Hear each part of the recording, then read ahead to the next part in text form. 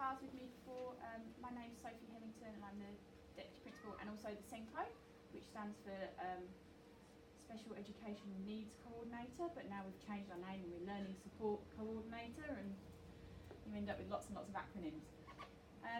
Really want to thank you for coming. The purpose of this morning is to give you a little bit of an overview of our processes around supporting your children. So I'll just introduce who we have around. We've got quite a number of teachers. So we've got Adam, who's the team leader and acting AP in Rangitopuni.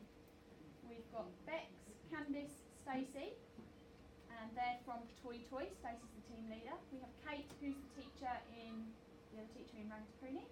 And then at the back we have Jill, who's just earwigging, and Wendy as well, who works with some of our special needs or additional needs kids anyway.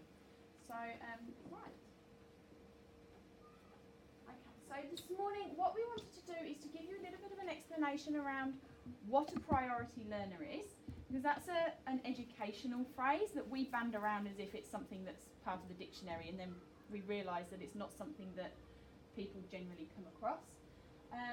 We want to talk to you about the support that is a possibility on a kind of school-wide, nationwide situation, but then also the specific support that your children may receive in their learning space, and then look at some helpful tips for you guys to support the learning at home, because one of the things that we're really, really keen to do is to build that partnership between school and home. It's really hard to teach what needs to be taught in 6 hours a day.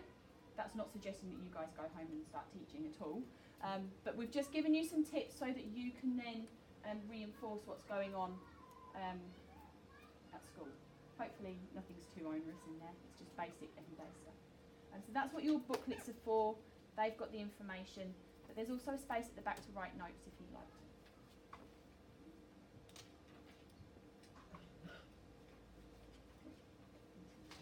Okay, so priority learners. What, who, why, how is a priority learner? It's a phrase that was kind of bandied around by ERO, which is our office. And their stance on it is that it's any student that's been identified as historically not experienced success in New Zealand's schooling system. That's quite a broad statement to make. So at Riverhead School, one of the things that we've done is we've created our own specific statement. So if a child is put on the priority learner list, they either haven't met their expected level at a particular point in the year, or they are considered at risk of not achieving that particular level. So we don't call the children priority learners. They would never know that they are a priority learner. It's just something that we use to identify those specific children. And it's really important for us that we do identify those children so we can then make sure that the right support is put in place for those children, whatever that may be.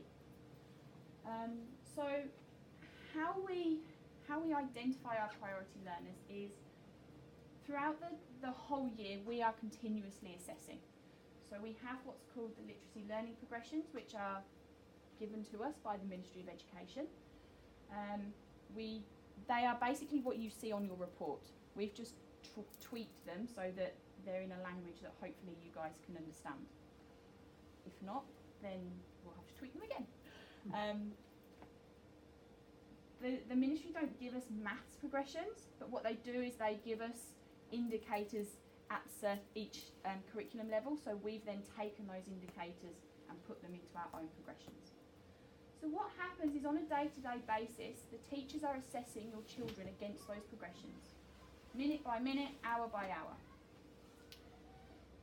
We then, twice a year, so at the moment we're going through an assessment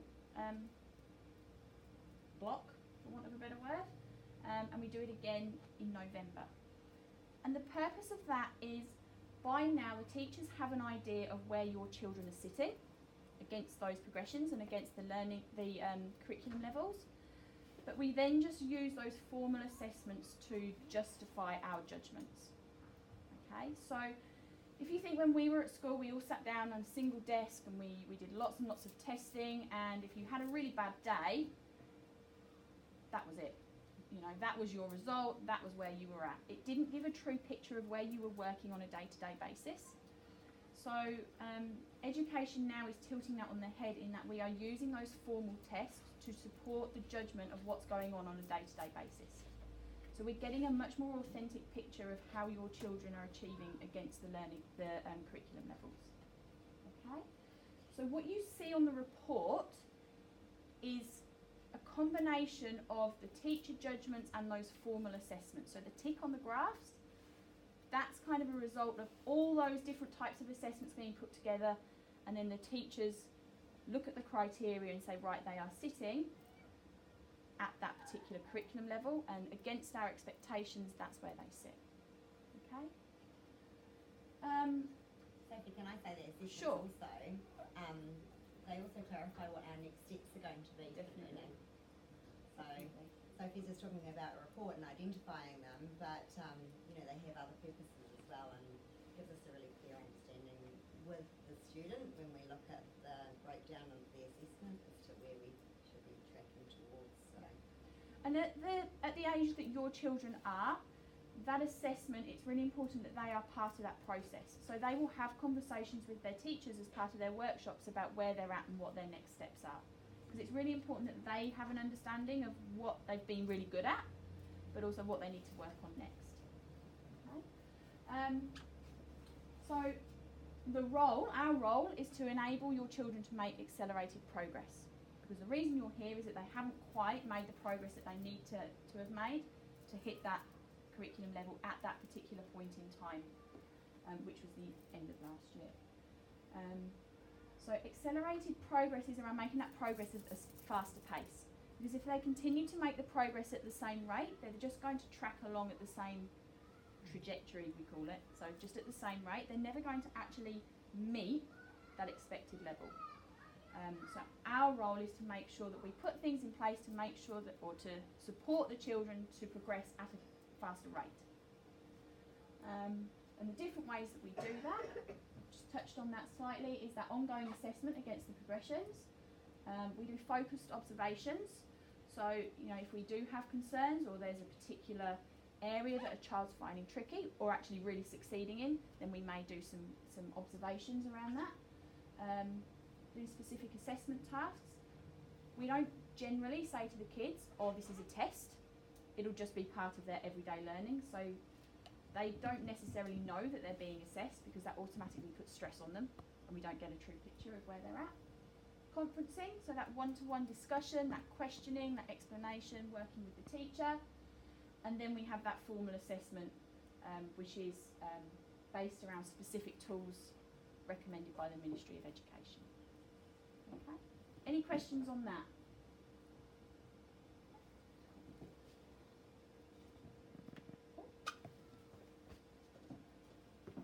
Doesn't like that, does it? Okay, so I just put a picture of the graph, or it's the maths graph. I didn't put a picture of all the graphs, but it's the maths graph that you see on the report. And I just wanted to explain a little bit about how it works. So the Ministry of Education determines where a child needs to be at a certain point against the curriculum levels. Okay? Our Riverhead expectations totally align with that. It's not something that we've dreamt up and gone, oh, this looks pretty. There's actually a real purposeful discussion and authentic process behind it. The only thing that we did last year is when national standards were taken away, is that we looked at the reading levels in the junior school, because we felt that they didn't necessarily represent the learning progress that the children have made. But from year 3 up, it's exactly the same, no changes. So if you get your child's report and they have a tick in here, that means that they are needing accelerated progress. So they are generally working 18 months to 2 years below where they need to be in that particular area. If they're in blue, then they are just below the expected level for that particular point in time. they could be 6 months to a year below, and they may be working in this curriculum level, but they haven't achieved it as yet. The green, that's where we want them to be. We want them to be sitting in the green or the yellow.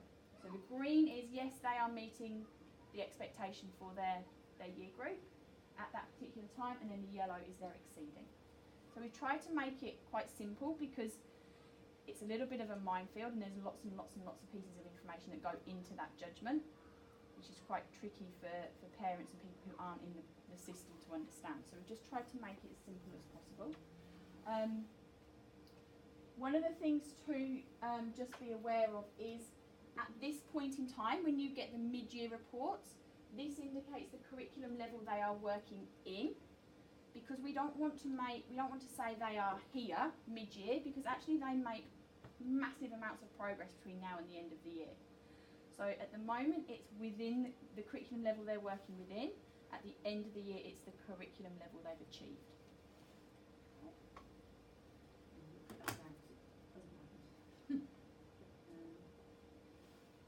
Okay, so is there an additional learning need? Not every priority learner has a learning need. Okay? Not every child who's a priority learner is a priority learner for a year.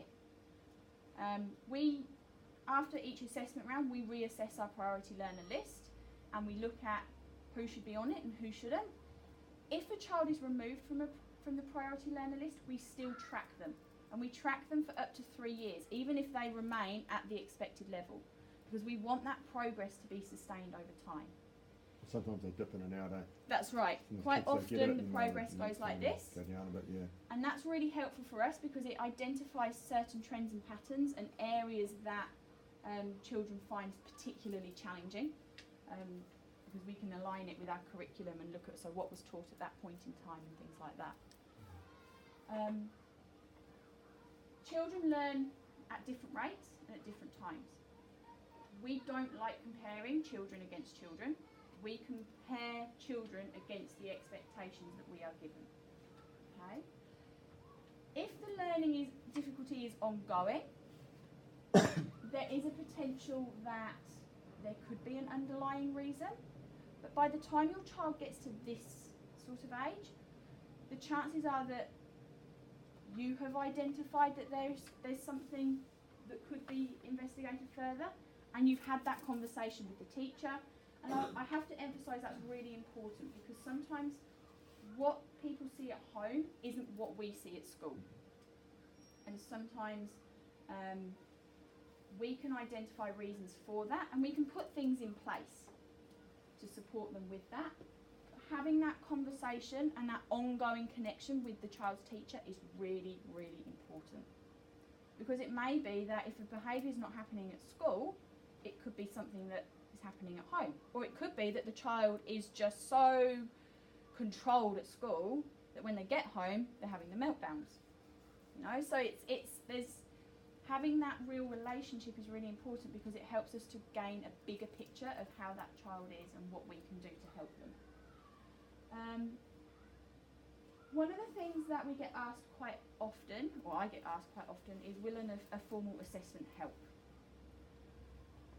A formal assessment isn't the silver bullet, unfortunately. They cost thousands and thousands of dollars, and at the end of it you get a document that's about 20 pages long, and the only relevant information is at the back where they provide recommendations. If we feel that a formal assessment will benefit your child, we will have that conversation with you. If you feel that a formal assessment would benefit your child, please have the conversation with us. Okay? Because what we don't want is, we don't want you guys to go out and spend, you know, thousands of dollars on assessments for them to come back with recommendations and we say, but we knew that. We've already got this in place. You know? If it's something that could benefit them through high school, then we will have that conversation with you.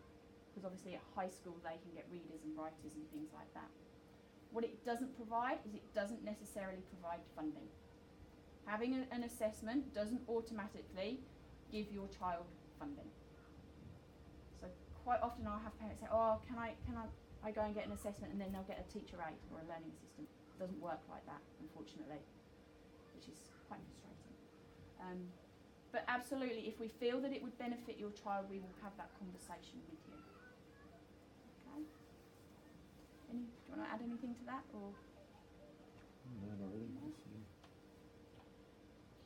Okay, so what can we do at school? So these are possibilities. Not every priority learner will participate in all of these things because it's very much based on the needs of the child at that particular time. What we don't do anymore is we don't take children out of the classroom in what we would call a withdrawal group to sit with a learner aide or another teacher. Okay? The reasons for that is the research proved that it wasn't sustainable progress because the connection between what was happening in that group and what was happening in the classroom was really, really disjointed. So they weren't able to transfer the skills. They were great in their one-to-one group, but actually on a day-to-day basis it had no impact really whatsoever. Also, it reduces that stigma of I'm being taken out of my class because I need extra support. And that's really important, particularly at this age. You know, they're not silly, they know that they have challenges. The idea is around how can we support them to cope and deal with those challenges and put strategies in place so that they can then work through those challenges eventually independently. Okay. So our acceleration groups are generally run as normal workshops, so they won't even know they're in an acceleration group. It's just a workshop. But the teaching behind it is very focused. It's a short-term sort of intervention. We generally work on a 10-week program where the teacher will have identified a key outcome that he or she wants them to achieve by the end, and then have very specific steps over that 10-week period to achieve that outcome. In addition to that, children will see the teacher or may see the teacher more times throughout the week. So our higher learners may only see the teacher 3 times for reading in a week, but our priority learners would see them 4 or 5 times, so that they're getting that extra mileage in whatever area it is that they need the support. We do have specific resources that we can use, really depending on what the needs are of the child. It could be just as simple as ensuring they have a particular app on their digital device, or it could be something like using a maths resource. For example, one of them is called Numicon, which is specifically for children that are really, really low within maths, but it's very visual and tactile. So depending on what the needs are, how the child learns, what they engage in, we adapt our resources as and when. As teams, we have regular review meetings, so these guys are talking constantly. You don't have one teacher responsible for your child anymore, you have 4. And they all have very different views around how your child is interacting, because they all have different experiences with them. We put those experiences together to create a bigger picture around their progress. And those conversations are probably happening daily.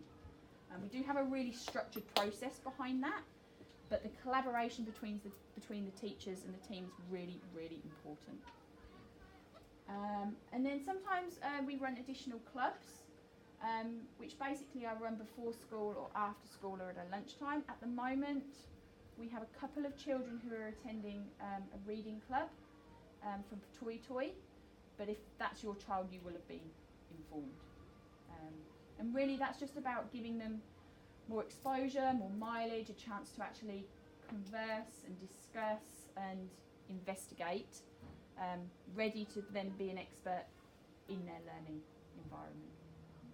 Okay. And then we do have external support that we can potentially tap into.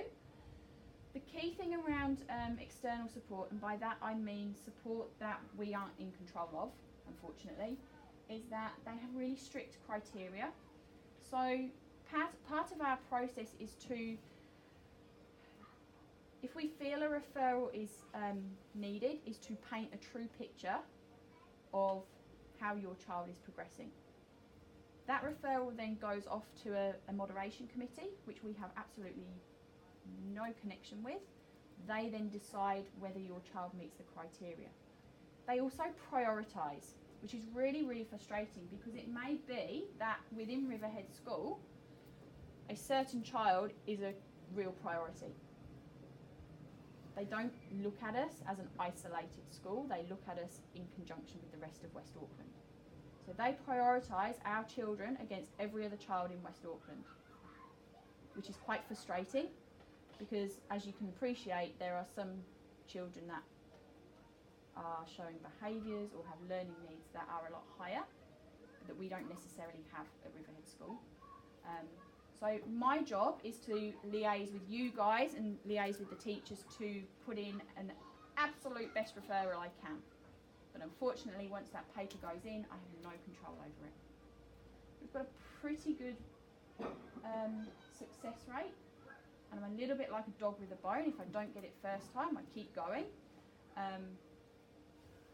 But I can't promise that it will be successful. Generally, we only make referrals though if we do feel that it is absolutely necessary. So the things that we can tap into is RTLB, which are Resource Teachers in Learning and Behaviour. So they are a group of professionals that support teachers to support your child. So some RTLBs work on a group basis with children within the classroom, but their key purpose is to support the teacher with strategies which then support your child. Okay. We have our resource teacher in literacy, so she works specifically with children that have challenges in literacy. So if a child is finding reading, writing and maths difficult, generally if we decide that they need external support, we would go to RTLB. But if it's something that's very specific to literacy, then it may be that we go down the RT Lit route.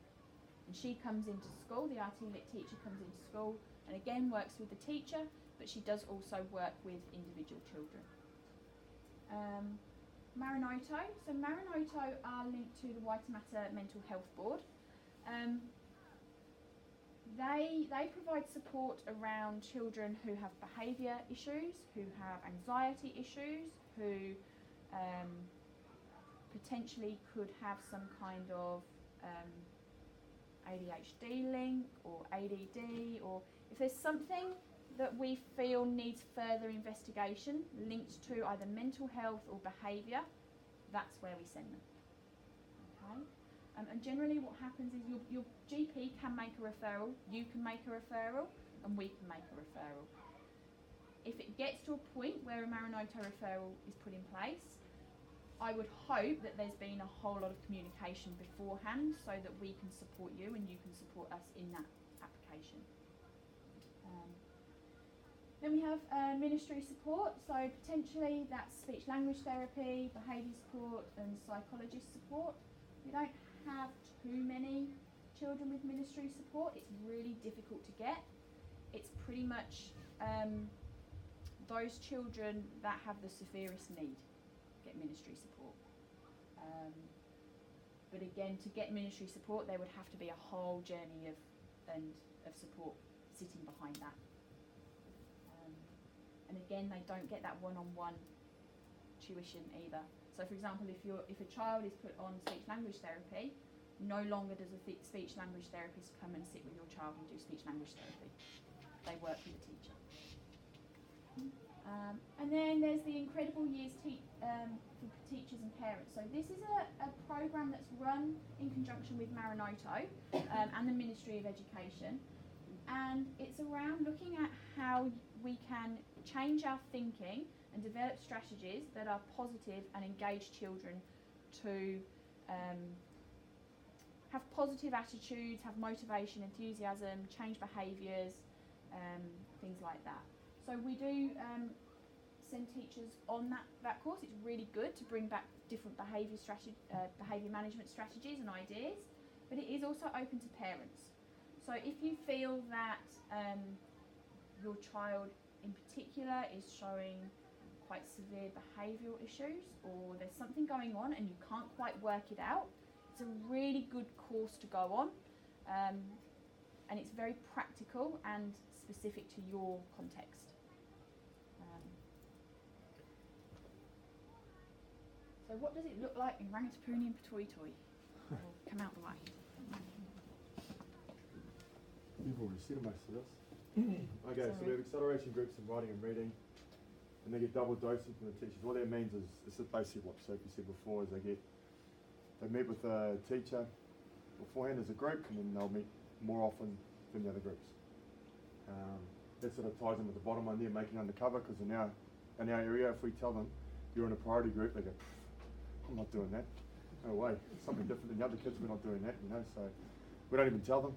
We just say, oh, you guys are meeting with us twice a week or 3 times a week, and the rest don't. We just don't make a big deal of it. Structured learning pathway, that's basically what we do with every kid. Every workshop we run has a focus, and we have a pathway of what we want them to achieve. So we start with like inferencing, and you work along that, and we keep going until they get it. There's no point going too fast, because if you go too fast, it's like any of us, it just goes straight over your head and you forget it. So we keep revisiting it. Maths, same thing.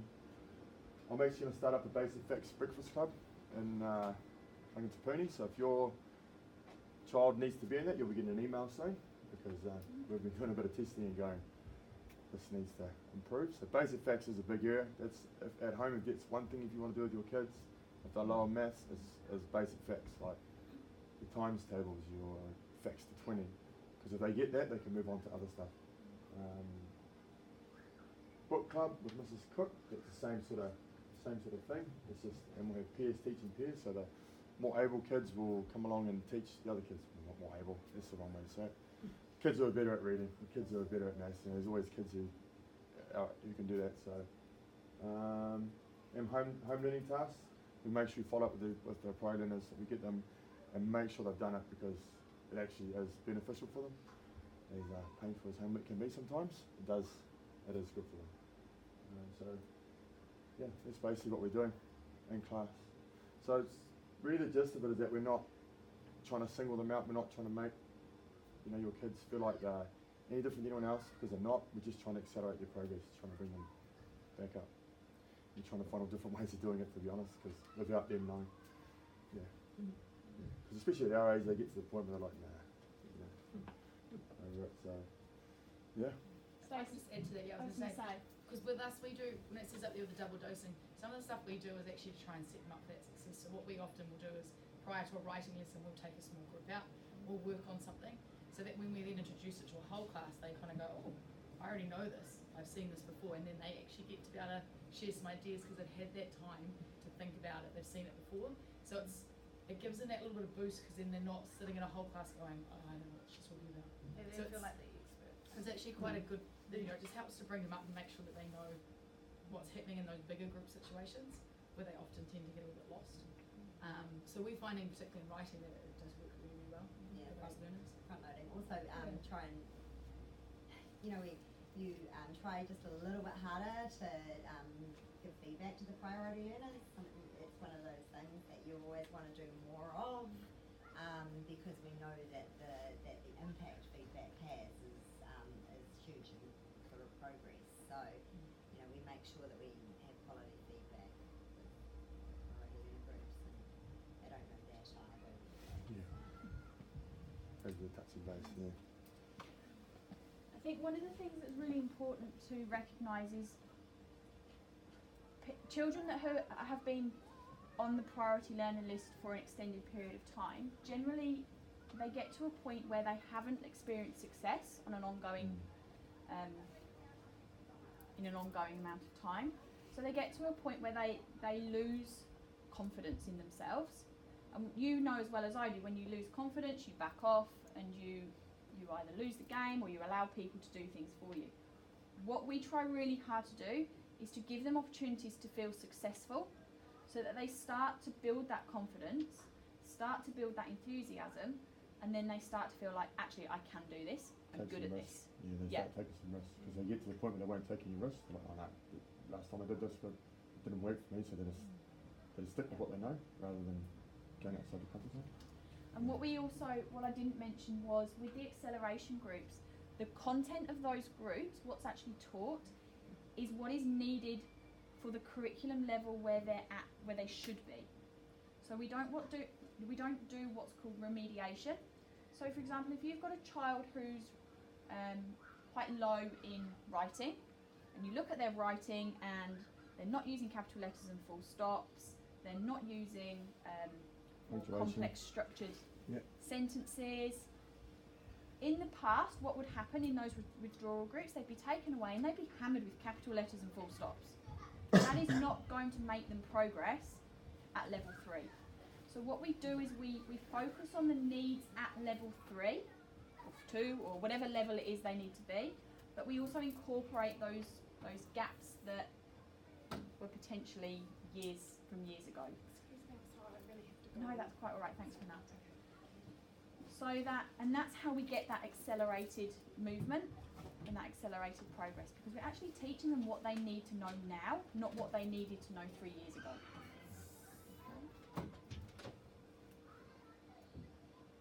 And then finally, how you can help at home. So we've provided a little booklet for you with some information. Take it away, have a look. There's nothing in there that should be a surprise. It's just some tips and tricks that may help. And just to really reiterate that it's not about hammering at home. You know, they do a lot of work at school. They do get tired, but it's just ways of incorporating new learning and different things into everyday activities. Really, you know, so it's trying to keep that learning fun and purposeful for them. So that's kind of us. What we've got to say. Has anybody got any questions or anything like that? Comments? Would there be emails or things sent out? I mean, we have twins, so one is behind, one isn't. So you don't want to compare them type thing, but, you know, is there a thing where you can send an email home, say we'd really like to, you know, to have a bit more contact of things, of, as you said, with homework or different apps or whatever, Yeah. you know, things that you want us to make sure that they're doing, because we're not sure what they're supposed to do. So, I mean, you know, they have homework sheet, that sort of thing. Yeah. So it's just sort of saying, oh, you know, have you done this, or, you know, so you know where you kind of need to Absolutely. go with them, or Yeah, absolutely. So that would be something that the teachers initiate. Okay. That's actually one of my goals is we've talked communicating about with this, parents yeah, on. yeah, It's actually yeah. on my goal. To communicate with parents of priority learners about successes. Yeah, and that's so really positive important. things. Because if you've got a child who has been a priority learner for a prolonged period of time, it's really hard, and we really understand this, that it's really hard to just hear, oh, but they haven't achieved this, they haven't done that. We want to really try and promote those successes, because what may happen is, and I'll just go back to the graph. Sometimes what happens is you look at the graph, and this is one of the limitations of it, and we recognise it, and they may sit across here at mid-year and end of year. That doesn't mean they haven't made progress. They've made progress within that curriculum level. They just haven't been able to manage to get over the next hurdle.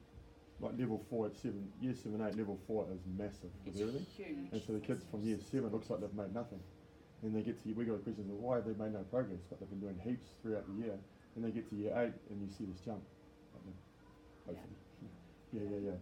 But it doesn't look like it, but they have, you know, and it's quite hard for us because it looks like they've done nothing, you know? Yeah, level 3 is huge too. Yeah, so when you're starting off with Yeah.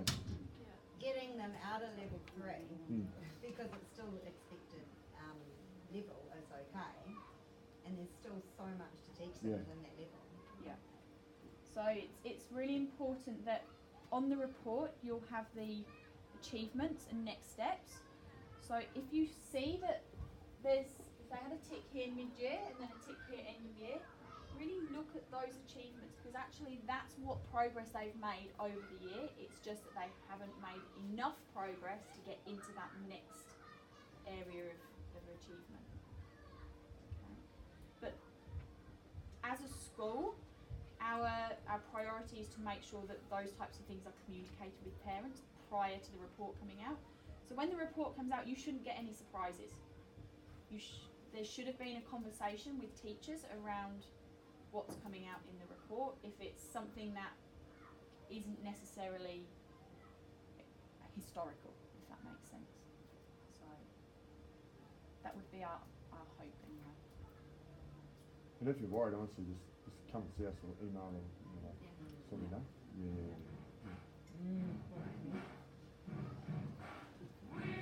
Any other questions?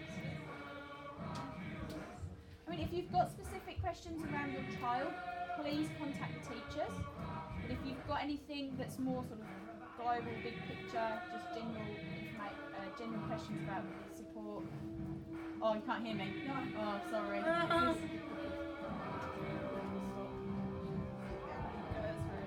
I could go into air guitar, but Mike has a big I was just going to say, if you've got specific questions around your particular child, please go and see the teacher.